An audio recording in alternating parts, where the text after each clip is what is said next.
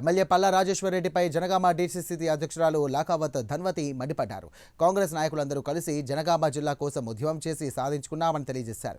ఆ సమయంలో ఎమ్మెల్సీగా పల్లా రాజేశ్వరరెడ్డి ఉండి కూడా సహకరించలేదని ఆరోపించారు. ఇప్పుడు జనగామ జిల్లాను తీసేస్తారని తప్పుడు ప్రచారాలు చేస్తున్నారని ఫైర్ అయ్యారు. ఇలాంటి ప్రకటనలు చేయడం చాలా దారుణమని అన్నారు.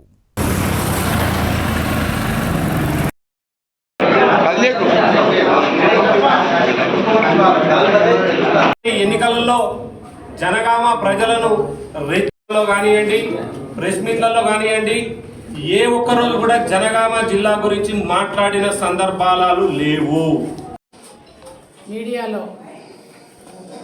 పల్లా రాజేశ్వరరెడ్డి గారు మాట్లాడిన విధానం ఏదైతే ఉందో జనగామ జిల్లాను తీసేస్తున్నారు అనేది, మరి ఆయన జనగామ జిల్లాను తీసేస్తున్నారు అన్న పదాన్ని ఎక్కడ విన్నారు, ఎవరు చెప్పారు, మరి ముఖ్యమంత్రి గారు ఏమన్నా డిక్లేర్ చేశారా అని చెప్పేసి నేను ప్రశ్నిస్తున్నాను. పోరాటం చేసి ఉద్యమం చేసి ఈ ప్రాంత ప్రజలు నాయకులు వీళ్ళందరూ కూడా నాయకులు ఈరోజు ఇక్కడ వేదిక పైన ఉన్నారు. ఆ రోజు పోరాటం చేసి ఈ జిల్లాను ఇంత ప్రేమ ఎందుకు పుట్టుకొచ్చింది? ఇది కేవలం పొలిటికల్గా చేయడానికి వస్తున్నారా? మీరు ప్రజలందరినీ కన్ఫ్యూజ్ చేయడానికి వస్తున్నారా?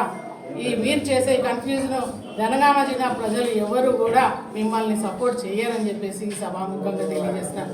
ఈ కుట్రలను, మీ కుట్రలు ఏదైతే ఉన్నాయో పొలిటికల్గా ఏదో ఒక ఎలక్షన్, ప్రతి ఎలక్షన్కి ముందు మీరు పైసలు పంచడమే కాకుండా, పైసలతో రాజకీయం చేయడమే కాకుండా ప్రజలను బ్లాక్మెయిల్ చేయని ఏదన్నా రిలీజ్ చేయలేదు.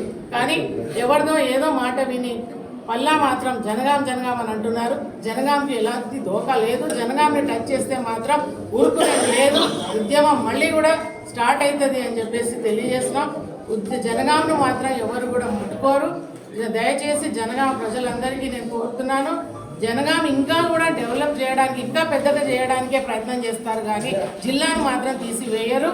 కడియం శ్రీహరి గారు ఏ రోజు కూడా ఎక్కడ కూడా మీడియా పరంగా కానీ పేపర్లో కానీ ఏదైనా స్టేట్మెంట్ కానీ ఎక్కడ కూడా జనగాం తీసేస్తామని చెప్పేసి చెప్పలేదు.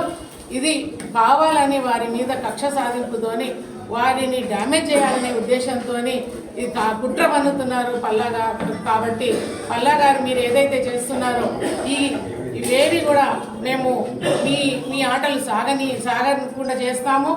కాంగ్రెస్ పార్టీ గురించి, కార్యకర్తల గురించి మీకు తెలీదు. మీరు అనవసరంగా మమ్మల్ని రెచ్చగొడుతున్నారు. ఇలాగే రెచ్చగొడితే మాత్రం మొన్న సర్పంచ్ ఎలక్షన్లలో మీ సింబలే లేదు, మీ కారు గుర్తే లేదు.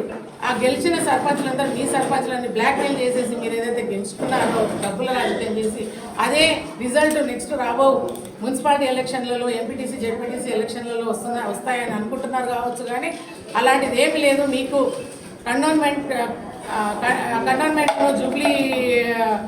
జూబ్లీ హిల్స్ ఎలక్షన్స్ను, అలాగే మొన్న సర్పంచ్ ఎలక్షన్స్, ఈ రిజల్ట్స్ ఏవైతే ఉన్నాయో, ఎంపీ ఏదైతే 0 మీకు రిజల్ట్ ఇచ్చిరో, ఈ రకంగా రాబోయే ఎలక్షన్స్లో కూడా రిజల్ట్ మీకు ఇదే మాదిరిగా ఉంటుందని చెప్పేసి మీకు హెచ్చరిస్తున్నాను, మీ దృష్టికి తీసుకొస్తున్నాను. కాబట్టి ఇక ముందు రాబోయే రోజులలో ఎక్కడ ఏ ఎలక్షన్స్ పెట్టినా కూడా కాంగ్రెస్ జెండా ఎగరవేస్తుంది.